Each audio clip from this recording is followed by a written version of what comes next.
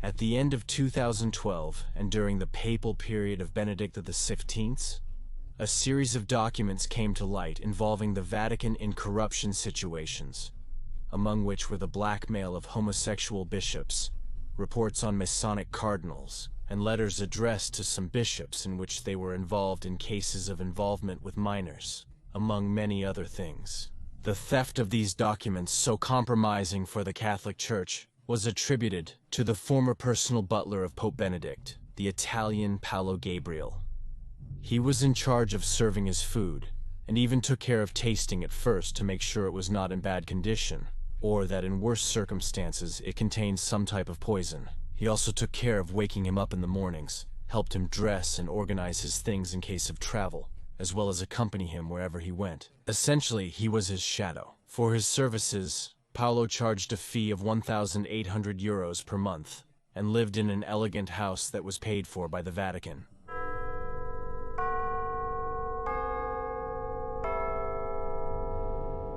But as I mentioned earlier, in 2012, a major scandal broke out for the Catholic Church. And yes, another one, due to the leak of some highly private documents that were jealously guarded. This event became known as the Butler scandal.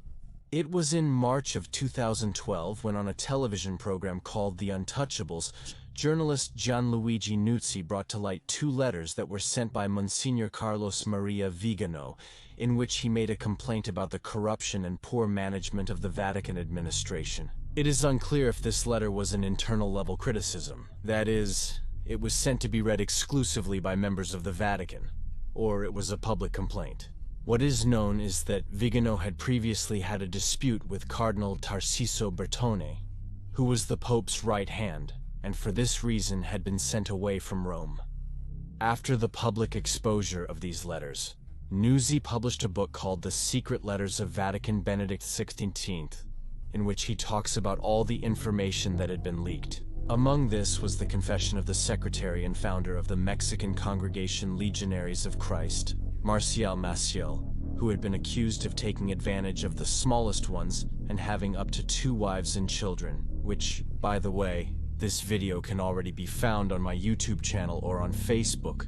Some letters from bishops to the Pope included information sent by Vatican Benedict XVI, implicated as cover-ups of child abuser cases in their congregations. It also revealed the Pope's personal finances, the large amounts of money that were allocated to properties, among other unnecessary expenses. It also talked about how the Vatican's Finance and Management Committee had lost an amount of $2.5 million, and among the other things that were leaked were several letters addressed to the Pope, in which private audiences were requested that had checks attached for more than 10,000 euros as donations, again I tell you in quotes, so that they would be put at the top of the list of people waiting for a private audience with the Pontiff.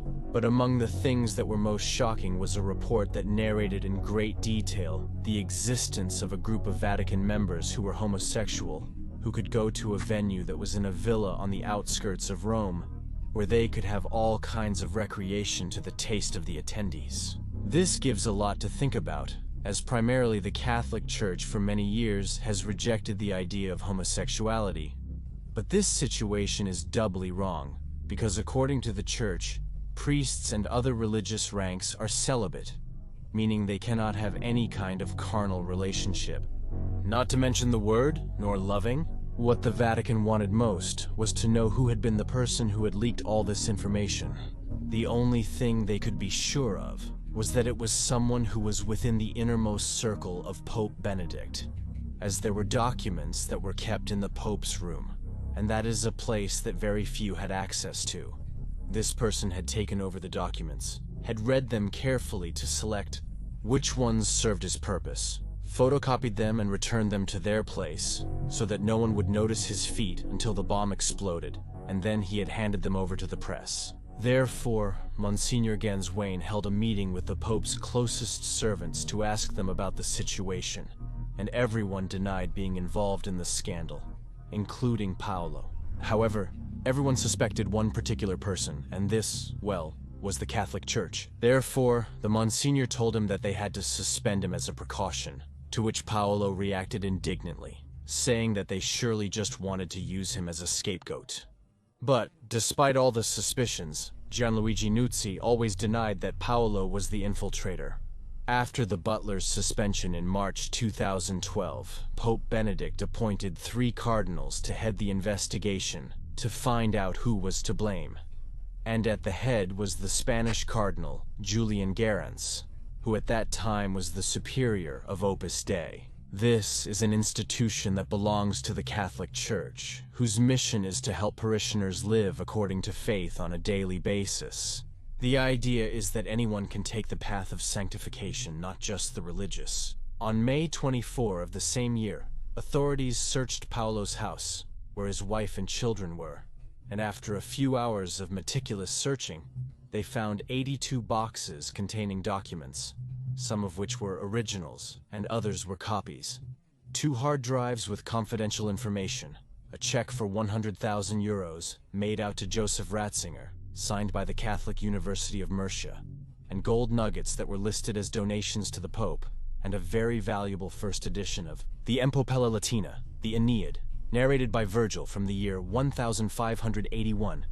After this discovery, Paolo Gabriel was arrested, and once he was exposed, he confessed everything, claiming to be an infiltrator of the Holy Spirit, and that he had done everything for the good of Pope Benedict, to help him in the fight against the evil that was taking over the Catholic Church. He also said that he thought revealing these dark secrets would help the taking of the right path. Paolo stated during his trial that, having had many opportunities to talk with the Pope, he had realized that much of the information that passed through the Vatican was hidden from him. He said he was convinced that Benedict was manipulated by his advisors and those closest to him, and that they took advantage of his power to make decisions that were not right. He also spoke about how he was always alone in this whole matter, and that he had not received help from anyone, but that perhaps some talks he had had with 2 cardinals and a collaborator of the Pope named Ingris Tampa had influenced, in addition to the situation in which he saw life in the Vatican, which seemed to him a situation unbearable. What he did acknowledge was that he felt very guilty for having betrayed the trust of Benedict XVI, who he says was always very good to him and treated him as if he were a damn son of his mother. And he thought that Benedict would take serious measures such as removing from the church those who covered up abuses, and obviously, those who carried them out and other corrupt personnel. Meanwhile, Piero Antonio Bonet, the judge of the Vatican State Court, said that there was enough evidence for the butler to go to prison for up to 8 years for the illegal possession of documents belonging to the head of state. So, finally, on August 13, the judge of the Chamber of Deputies was formally charged with aggravated theft, and on September 29, the short trial against Paolo began, in which, again, he accepted all charges. But in addition to this, Paolo also made other statements. He complained about the Vatican police. He said that the cell they had put him in was too small, where he even struggled to move, and that the 15 days he had been there all the time they had left the light on, and he had not been able to rest well. After these statements, the authorities commented that they had done this to prevent him from harming himself. It was also clarified that the situation became complicated when they had to imprison Paolo because the Vatican does not have prisons, as crime is not very common in this place, except for those they commit. I mean, some wallet thefts that are mainly carried out by tourists. During the trial, some psychological studies were conducted on Paolo, and it was concluded that he suffered from a fragile personality with a tendency towards paranoia, in addition to a persecution delusion that stemmed from a great personal insecurity. Once the trial was over, the verdict was easy to make. Paolo was found guilty of all charges and sentenced to 3 years in jail, which was later reduced to 18 months in prison thanks to his lawyers, and on August 26, he was visited by the Pope to grant him forgiveness for his actions on the sole condition that he showed real signs of remorse and apologized to the Pope and all the people working in the Vatican for the great trouble he had caused.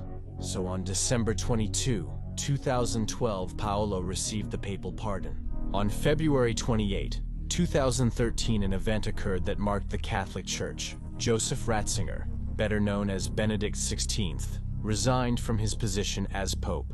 According to his closest associates, he had not resigned because of the leaked information or the scandal. According to them, the reason for the resignation was something much bigger. They said that something as small as a simple scandal would never have been able to take down the Pope, although I don't know how true this is.